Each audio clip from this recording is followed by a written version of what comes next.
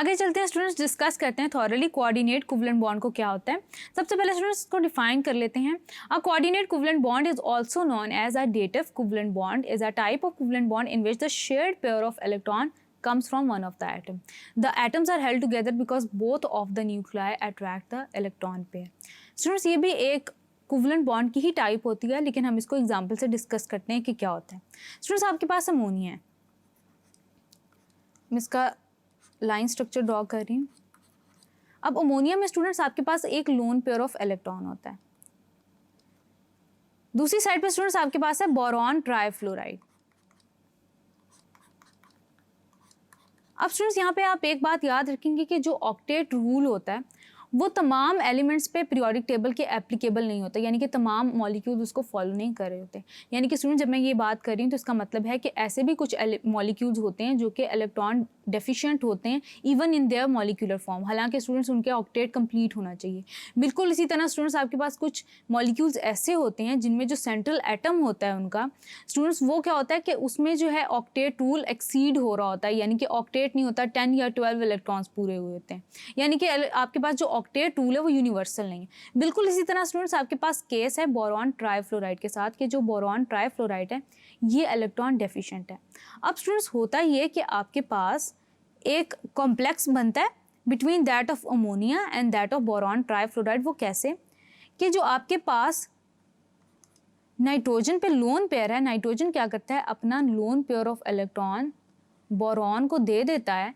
As a result students क्या होता है कि हमारे पास एक एडक्ट बनता है जिसको हम कहते हैं अमोनिया बोरॉन ट्राइफ्लोराइड एडक्ट, और इसको स्टूडेंट्स हम कुछ ऐसे रिप्रेजेंट कर रहे होते हैं जिसमें पूरा का पूरा लोन पेयर जो होता है नाइट्रोजन पे वो डोनेट हो रहा होता है बोरॉन को, और बोरॉन आगे से ट्राइफ्लोराइड यानी कि 3 फ्लोराइड आयंस के साथ कनेक्टेड होता है। तो स्टूडेंट्स ये जो बॉन्ड होता है आपके पास जो एग्जिस्ट कर रहा होता है between lone pair of electron, between a whole lone pair of electron and that of the electron deficient centre, उसको स्टूडेंट्स हम कहते हैं कोऑर्डिनेट कोवेलेंट बॉन्ड, यानी कि कोवेलेंट बॉन्ड को कोऑर्डिनेट कर रहा होता है।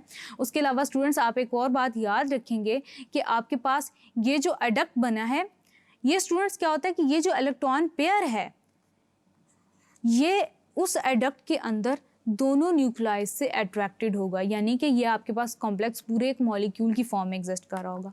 आगे स्टूडेंट्स हम देखते हैं कि आपके पास हाइड्रोनियम आयन कैसे बनता है। हाइड्रोनियम आयन स्टूडेंट्स आपके पास ऐसे बनता है कि वाटर मॉलिक्यूल के ऊपर 2 लोन पेयर ऑफ इलेक्ट्रॉन्स होते हैं, 2 लोन पेयर ऑफ इलेक्ट्रॉन्स हैं। अब स्टूडेंट्स होता ये है कि आपके पास एक हाइड्रोजन है जो कि प्रोटॉन की फॉर्म में एग्जिस्ट कर रहा है। अब वो प्रोटॉन की फॉर्म में क्यों एग्जिस्ट कर रहा है, वो इसलिए एग्जिस्ट कर रहा है स्टूडेंट्स क्योंकि वो अपना एक इलेक्ट्रॉन लूज कर चुका है। फॉर एग्जांपल वो सोल्यूशन के अंदर है। अब होता क्या है कि ये जो लोन पेयर ऑफ इलेक्ट्रॉन है वाटर क्या करता है, अपना एक लोन पेयर ऑफ इलेक्ट्रॉन इस प्रोटॉन को दे देता है। एज अ रिजल्ट पूरे वाटर मॉलिक्यूल के ऊपर पॉजिटिव चार्ज आ जाता है और वाटर मॉलिक्यूल ऑक्सोनियम आयन में कन्वर्ट हो जाता है, यानी कि आपके पास ऑक्सीजन के ऊपर पॉजिटिव चार्ज आ जाता है।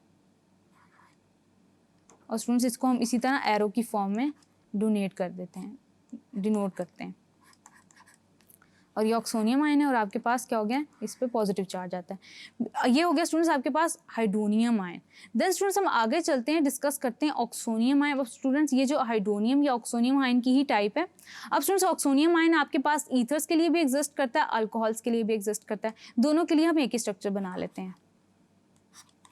यहाँ पे फिर स्टूडेंट्स वाटर मॉलिक्यूल की तरह का स्ट्रक्चर है, ऑक्सीजन पे 2 लोन पेयर ऑफ इलेक्ट्रॉन्स हैं। ये बिल्कुल इसी तरह स्टूडेंट्स एक प्रोटॉन है उसको अपना इलेक्ट्रॉन पेयर दे देता है। ये अल्कोहल है स्टूडेंट्स, आपके पास अल्कोहल का जनरल स्ट्रक्चर है। अब एज अ रिजल्ट क्या होता है, यहाँ पे ऑक्सोनियम आयन बन गया बिल्कुल इसी तरह वाटर के हाइड्रोनियम आयन की तरह, और उसके ऊपर क्या होता है स्टूडेंट्स के पॉजिटिव चार्ज आ जाता है, हाइड्रोजन और ये पॉजिटिव चार्ज। बिल्कुल इसी तरह स्टूडेंट्स आपके पास ये तो हो गया अल्कोहल का जनरल स्ट्रक्चर जो कि ROH है। आपके पास जो ईथर का स्ट्रक्चर होता है वो ROR की तरह होता है, यानी कि दोनों साइड्स पे ऑक्सीजन के अल्काइल ग्रुप प्रेजेंट होता है। तो बिल्कुल इसी तरह का स्ट्रक्चर बनता है, उसको भी हम ऑक्सोनियम आयन कहते हैं, यानी कि दोनों केसेस में आपके पास ऑक्सीजन के ऊपर पॉजिटिव चार्ज आ जाता है। इस केस में हम इसको ईथर कहेंगे, where R is equals to CH3 भी हो सकता है आपके पास, कोई भी कार्बन की चेन हो सकती है इन द होल लेंथ, जैसे कि स्टूडेंट्स आप अपनी लोअर क्लासेस में भी डिस्कस कर चुके हैं।